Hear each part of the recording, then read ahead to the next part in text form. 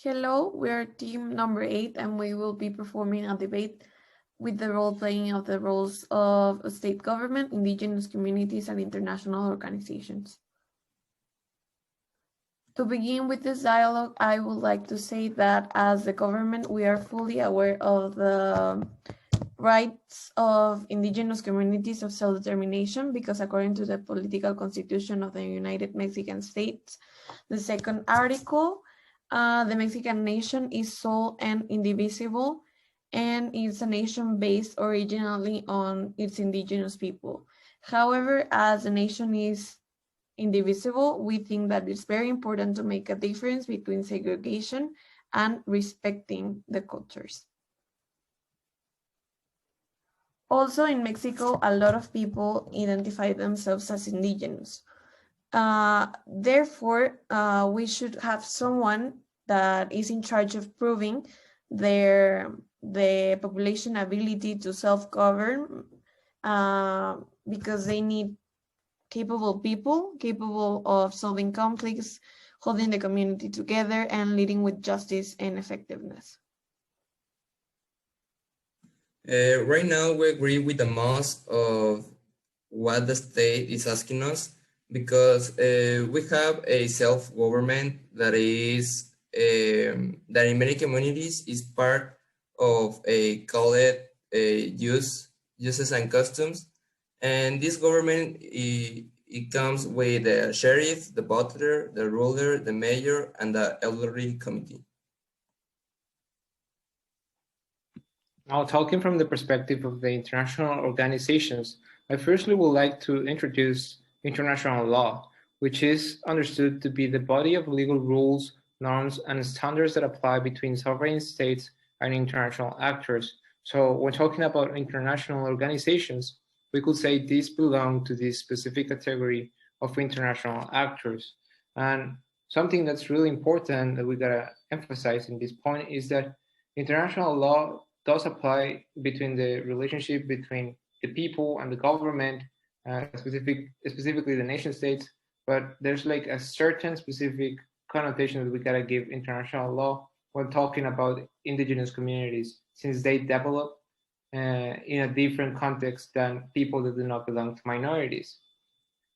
For example, we have many different international organizations, but one that I can point out right off the bat is the United Nations.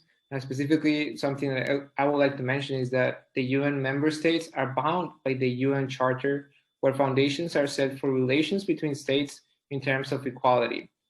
Basically, what the UN Charter does is to set these principles of equality and equal treatment and no violence in treatment in between the relationship between sovereign states and international actors.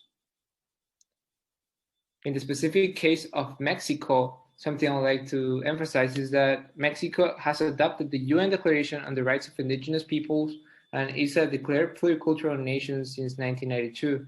And what this declaration means, or what this declaration advocates for, is basically the fact that indigenous peoples are equal to all other peoples, but they still have to be recognized as people that can be different, specifically people that can be different and that have to be respected as such.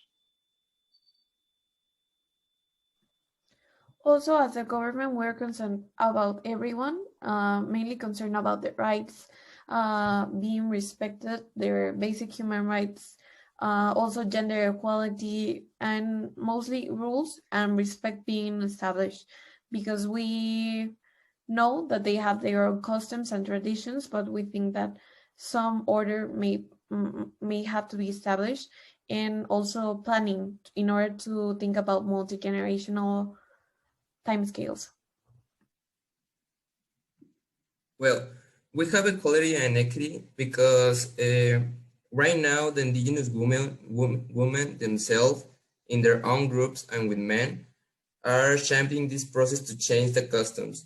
But it's difficult because the tradition and our culture is like is not like is part of the history, so it's difficult to change all that. But we want to improve that.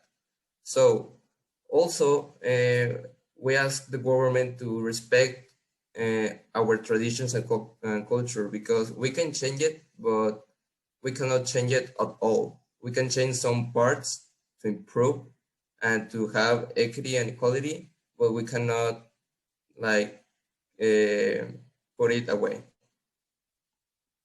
Also, one phrase that Floriberto said is like community is important because it's part of the history, past, present, and future. And this is important because, as we said, the tradition and customs are part of us, and if we don't have that, who are we? So these things are important to identify with us. So we have to take this tradition with us, and we cannot change. That is the reason that we cannot change that. Now, something that I am fortunate to be able to tell is that in the international scheme, we don't only have the United Nations, since we have different organizations such as the International Work Group for Indigenous Affairs, which in this case advocate for the recognition, protection, and promotion of the rights of indigenous peoples. And this is something really valuable, since organizations like this one, who are dedicated to promoting and protecting and defending these rights, help in the supervision of the equal treatment for indigenous peoples within the states.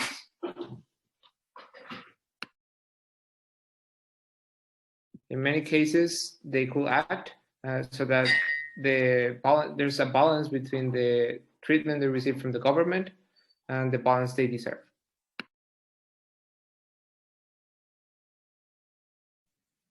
Also, we ask them to the government to put it more like in the society, so we can teach more about the traditions and customs.